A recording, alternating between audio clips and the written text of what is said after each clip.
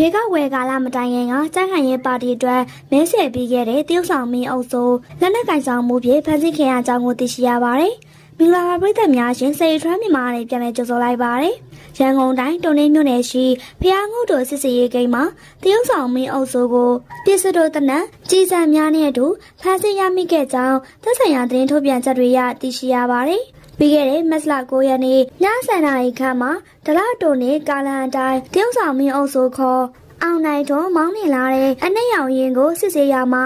ရင်မောမှာကြီး9,000ပါရှိသော C75 ကွန်ဘတ်အမျိုးအစားပစ္စတိုတနက်တစ်လက်ကိုရှာဖွေတွေ့ရှိခဲ့ရလဲဖြစ်ပါတယ်။တရုတ်ဆောင်မင်းအုပ်စုက PDF ရန်တွေကိုကြောက်လို့ကိုကာကွယ်ဖို့အတွက်ကိုင်ဆောင်ထားတာဖြစ်ကြောင်းထွက်ဆိုခဲ့ပေမဲ့လည်းလက်နက်ကိုင်ဆောင်ခွင့်အထောက်အထားမပြနိုင်သေးတဲ့အတွက်2023ခုနှစ်လက်နက်ဥပဒေပုံမှ24ဖြင့်တွင်းမြို့မရဲစခန်းမှာအမှုဖွင့်အရေးယူထားကြောင်းလည်းသိရှိရပါတယ်။တရုတ်ဆောင်မင်းအုပ်စုဟာ2024ခုနှစ်အတွင်းကအက်ဒီတာမက်တီနုရင်ကိုတပ်ဖြတ်မှုဖြင့်ထောင်ဒဏ်အသက်တကြွချမှတ်ခဲ့ရပြီးနောက်2021ခုနှစ်အာဏာသိမ်းပြီးနောက်ပိုင်းမှာလူငယ်ချမ်းသာခွင့်နဲ့ပြည်လည်လွတ်မြောက်လာခဲ့သူတယောက်လည်းဖြစ်ပါတယ်။မင်းအုပ်စုဟာထောင်ဝလွတ်လာပြီးနောက်ပိုင်းမှာ2020ခုနှစ် OAC တဲခုခန်း၌ရန်ကားရိုက်နှက်မှုဓမြမှုမှာဖြင့်ထပ်မံအမှုဖွင့်ခံရက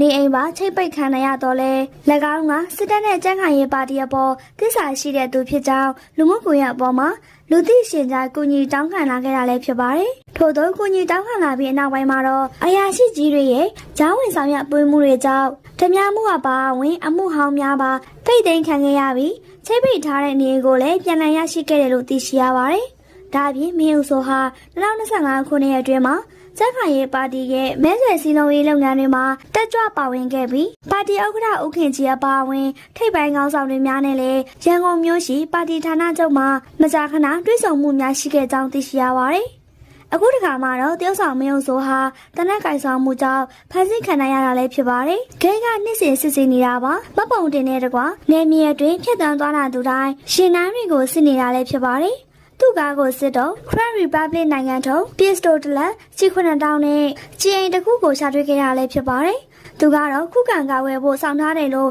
ပြောပေမဲ့လည်းဘာထောက်တာမှမပြနိုင်ခဲ့ပါဘူး။ဒါကြောင့်တုံနေရဲစခန်းမှာဖမ်းဆီးစစ်ဆေးနေတယ်လို့ရန်တရင်အင်းမြစ်များထမှသိရှိရပါတယ်ရှင်။ပရိသတ်တွေကိုမတူညီတဲ့ရတာတွေပေးချင်တာကြောင့်မဟာကနေထုတ်လင်းပြသနေတဲ့ဒုတိယမြောက်လက်ထက်တွင်ဆက်လန်တွေမှာအမိုက်စာဇက်ဝင်ကံတွေကိုထည့်သွင်းရိုက်ကူးနေခဲ့ကြတဲ့တရုတ်ဆောင်ထအောင်ရှိုင်းတဲ့ရွှေသမီးအခုလက်ရှိမဟာရုပ်တံလိုင်းကနေထုတ်လင်းပြသနေခဲ့တဲ့ဒုတိယမြောက်လက်ထက်တွင်ရုပ်တံဆက်လန်အတွင်းမှာတော့တရုတ်ဆောင်ထအောင်ရှိုင်းတဲ့ရွှေသမီးတို့ကမတူညီတဲ့ပုံစံတွေနဲ့ပရိသတ်တွေကိုချပြလာခဲ့တာလည်းဖြစ်ပါတယ်။အဆိုပါဆက်လန်တွေဟာ